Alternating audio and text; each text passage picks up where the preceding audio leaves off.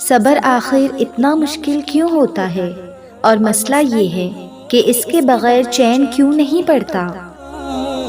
یہ سوال میں اکثر خود سے پوچھا کرتی تھی، لیکن پھر آہستہ آہستہ رفتہ رفتہ میں نے زندگی کو سمجھنا شروع کیا تو پتہ چلا زندگی تو صبر کے سوا کچھ بھی نہیں۔ کوئی بچھڑ گیا تو صبر، کوئی روٹھ گیا تو صبر، کسی نے کردار پہ انگلی اٹھائی تو صبر، جو مانگا وہ نہ ملا تو صبر، ماضی ستائے تو صبر، اور کسی کا ذکر کرتے ہوئے آنکھیں بھر آئیں تو صبر۔ مگر صبر بس آتا تبھی ہے جب انسان اللہ کی رضا میں راضی ہونا سیکھ لیتا ہے۔ اور جانتے ہو صبر کرنے والوں پہ اٹھنے والے ہر سوال کا جواب اللہ خود دیتا ہے، پھر چاہے وہ سوال ذات پہ ہو یا کردار پہ۔ اور سوچو ذرا، جس شخص نے اللہ کے ہر فیصلے پہ سر جھکا لیا اور صبر کر لیا، اسے پھر دنیا کی کون سی چیز توڑ سکتی ہے؟ بس پھر لوگوں کا ڈر ختم ہو جاتا ہے اور ان کی باتیں دکھ نہیں دیتی، کیونکہ تب دل یہ سوچ کر مطمئن ہو چکا ہوتا ہے کہ اللہ کافی ہے۔ صبر محبت ہے اور محبت صبر ہے۔ صبر تمہیں توڑ دے گا، تمہاری روح کو جھنجھوڑ دے گا، تمہارے وجود کو ریزہ ریزہ کر دے گا، تمہیں اتنا تھکا دے گا کہ تمہیں لگے گا جیسے یہی تمہاری کہانی کا اختتام ہے۔ لیکن تم پھر بھی دعا مانگنا مت چھوڑنا، تم پھر بھی اللہ کو پکارنا مت چھوڑنا۔ آزمائش تمہیں گیو اپ کرنے کی ہر ممکن وجہ دے گی، لیکن تمہیں اللہ کی محبت کے لیے آگے بڑھنا ہے۔ تمہیں اللہ کا وعدہ یاد رکھنا ہے، تمہیں یہ یاد رکھنا ہے کہ اللہ صبر کرنے والوں کو پسند کرتا ہے۔ تمہیں یہ کبھی نہیں بھولنا کہ اللہ نے صبر کرنے والوں کا ہمیشہ ساتھ نبھانے کا وعدہ کیا ہے۔ تمہیں اللہ کے وعدوں پر یقین رکھ کے آگے بڑھتے جانا ہے، کیونکہ معجزے توکل کرنے والے دل کے لیے ہوتے ہیں۔ صبر بس کن کہنے سے پہلے کی آزمائش ہوتی ہے، اور معجزے تو تبھی ہوتے ہیں جب تم اللہ سے اس وقت بھی دعا مانگنا نہیں چھوڑتے جب لوگ تم سے کہہ رہے ہوتے ہیں شاید یہ تمہارے نصیب میں ہی نہیں۔ اللہ تمہارا نصیب مٹا بھی سکتا ہے اور دوبارہ بنا بھی سکتا ہے، ناممکن صرف تمہارے لیے ہے۔ اللہ تو جب چاہے جو چاہے سب کر سکتا ہے۔ جب کبھی تمہارا دل بے وجہ اداس ہونے لگے تو جان لینا کہ اللہ تمہیں یاد کر رہا ہے۔ سجدوں میں بہتے ہوئے آنسو ہی اللہ کو تمہارے صبر کی گواہی دیں گے، اور پھر کن کے معجزے ہو جائیں گے۔ جلد ہی وہ دن بھی آئے گا جب تمہاری ساری دعاؤں کو حقیقت بنا کر تمہارے سامنے کھڑا کر دیا جائے گا، اور انہیں دیکھ کر تم کہو گے یا اللہ انہیں تو میں بھول چکی تھی، اور پھر اللہ فرمائے گا پر میں نہیں بھولا۔ اور تیرا رب بھولنے والا نہیں ہے۔ پتہ ہے سب سے حیرت والی بات کیا ہے؟ کہ وقت گزرنے کے ساتھ ساتھ کچھ دعائیں ایسی ہوتی ہیں جو ہم بھول جاتے ہیں، جنہیں ہم مزید مانگتے نہیں ہیں، اور ہمیں لگتا ہے اب وہ کبھی بھی قبول نہیں ہوں گی۔ لیکن اللہ کبھی بھی کچھ بھی نہیں بھولتا، ہم ہی مانگ کر تھک جاتے ہیں اور پھر ان دعاؤں کو اپنے حافظے سے نکال دیتے ہیں۔ لیکن اللہ کو سب یاد ہوتا ہے کہ تم نے فلاں جگہ بیٹھ کر فلاں کام کرتے ہوئے فلاں چیزیں اللہ سے مانگی تھی۔ پھر وہ تمہاری ماضی کی دعاؤں کو تمہارے حال کی دعاؤں کی قبولیت کا وسیلہ بنا دیتا ہے اور تمہیں نواز دیتا ہے۔ تو اگر کبھی زندگی میں گرتے گرتے سنبھل جاؤ، یا اگر کوئی ایسی چیز مل جائے جس کا ملنا تمہیں ناممکن لگتا تھا، تو یاد رکھنا یہ تمہاری ان دعاؤں کا صلہ ہے جو کبھی تم اللہ سے گڑ گڑا کے مانگا کرتے تھے۔ دعائیں تو آخری سانس تک تمہارے کام آتی رہتی ہیں، کبھی بلاؤں کو ٹال کر، کبھی بچھڑے ہوئے کسی ساتھی سے ملوا کر، کبھی روتی ہوئی آنکھوں کو ہنسا کر، تو کبھی روح کو بے وجہ سکون سے بھر کر، کبھی دل بدل کر، تو کبھی نصیب پلٹ کر۔ جو تمہارے طریقے سے پوری نہیں ہو پاتی، وہ دعائیں پھر اللہ کے طریقے سے پوری ہوتی ہیں۔ ضرور قبول ہوں گی تمہاری دعائیں، یہ وعدہ ہے تم سے اللہ کا۔ اللہ تمہاری بہتری کے لیے تاخیر ضرور کرتا ہے، لیکن وہ بھولتا نہیں ہے، نہ تمہاری دعاؤں کو اور نہ اپنے وعدوں کو۔ اللہ تمہاری دعاؤں سے کبھی بھی بیزار نہیں ہوتا۔ اللہ کو تو تمہاری دعاؤں کا انتظار ہوتا ہے۔ اللہ کو تو پسند ہے جب اس کا بندہ تھک کر اس کے در پر بیٹھ جاتا ہے۔ ایک دو دفعہ مانگ کر مایوس پلٹ جانے والوں کے لیے اللہ کن نہیں فرماتا۔ اللہ ان کے لیے کن فرماتا ہے جو اسے آخر تک مناتے رہتے ہیں۔ اللہ ان کے لیے مدد بھیجتا ہے جو اس کے در پہ بار بار جاتے رہتے ہیں۔ اللہ ان کی دعائیں قبول کرتا ہے جو دیری کے بعد بھی رابطہ بحال رکھتے ہیں۔ اپنی من پسند چیزیں پانے کے لیے اللہ کو اس کے من پسند انداز سے راضی کرنا پڑتا ہے، اور سبھی عبادتوں میں سے اس کی سب سے پسندیدہ عبادت دعا ہے۔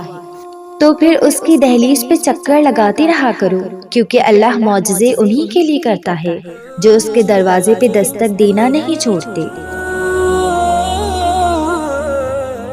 درد روح میں ہو تو دوا کام نہیں آتی۔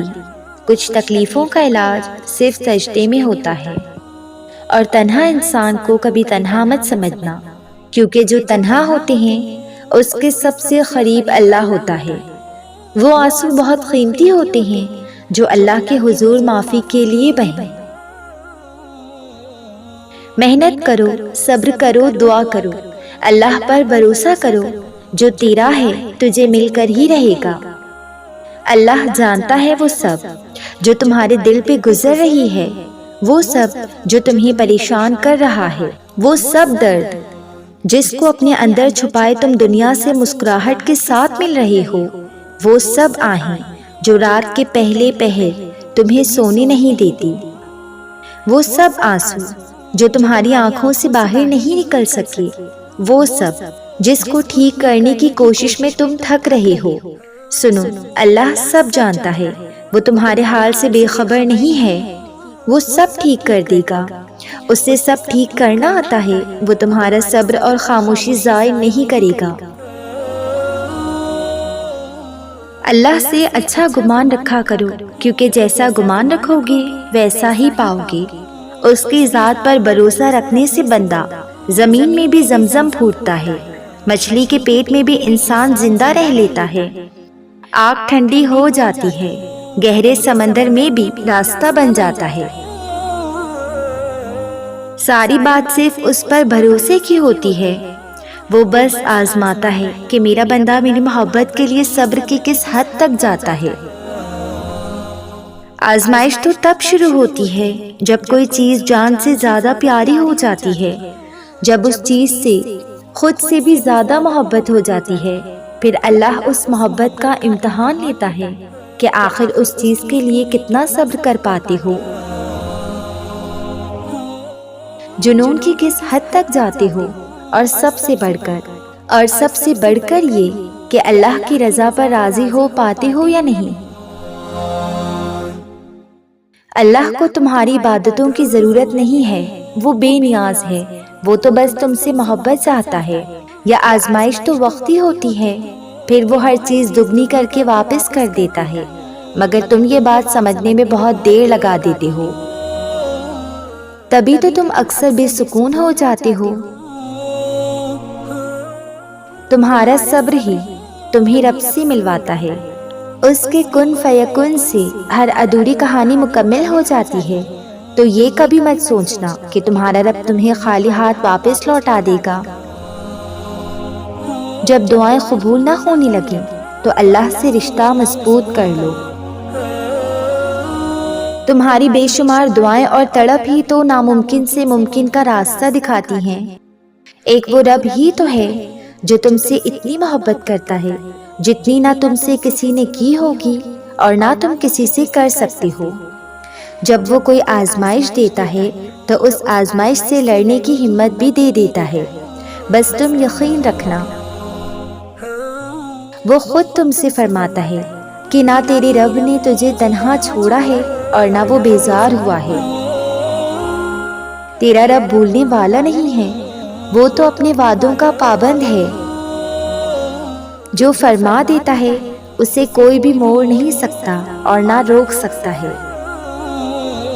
اور ہو سکتا ہے وہ شخص تمہاری خواہش نہیں آزمائش ہو سکتا ہے یہ زخم تمہارے گناہوں کا کفارہ ہو سکتا ہے یہ تکلیف اللہ سے جوڑنے کا ایک ذریعہ ہو۔ جب تم نہیں جانتے تھے کہ صبر کیا ہوتا ہے، اللہ کی مصلحت کیا ہے، تو ہو سکتا ہے نا یہ سب تمہیں سکھانے کے لیے اس وقت سے گزارا جا رہا ہو سکتا ہے تمہیں ہر طرف سے اکیلا چھوڑ کر اللہ نے تمہیں خود سے دوستی کرنے کا موقع دے دیا ہو۔ تمہاری محبت صرف ایک ہی انسان پہ ختم نہ ہو جائے، اسی لیے پہلے تمہیں اس سے دور کیا تاکہ تم اپنے رب کی محبت جان سکو۔ ہو سکتا ہے تم بہتر کی تلاش میں ہو اور وہ تمہیں بہترین دینا چاہتا ہو۔ بے شک تمہارا رب بہت مہربان ہے۔ صبر تکلیف کے پہلے درجے میں کرنا ہوتا ہے، کیونکہ بعد میں تو سبھی کو صبر آ جاتا ہے۔ اصل صبر تو وہی ہے جو تکلیف ملنے پر سب سے پہلے کیا جائے اور بولا جائے اے اللہ میں اپنا یہ دکھ آپ کے حوالے کرتی ہوں۔ اس سے انسان کو سکون بھی مل جاتا ہے اور صبر بھی۔ مگر کیا اتنا آسان ہوتا ہے صبر کرنا؟ تو ثواب کوئی چھوٹی چیز تھوڑی ہے۔ صبر کا اتنا بڑا ثواب ہے کہ اتنا کسی اور چیز کا نہیں۔ پھر کیوں تم سمجھتے ہو کہ یہ آسانی سے مل جائے گا؟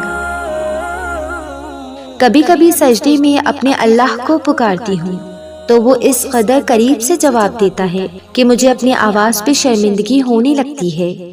تب محسوس ہوتا ہے وہی تو ہے جو دلوں کی پکار سنتا ہے۔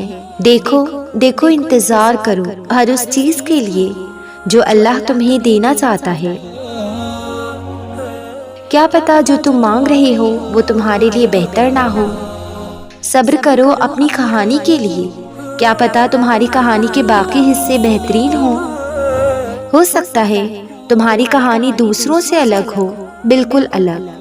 دیکھو یقین رکھو خدا کے کن کہنے تک، کیا پتا جو تم مانگ رہے ہو وہ تمہیں مل جائے۔ اس چیز کا تمہارے حق میں بہتر ہونے اور تمہارا بھی اس چیز کے لیے بہتر ہونے تک دیکھو یقین رکھو اپنے اللہ کی رحمان ہونے پر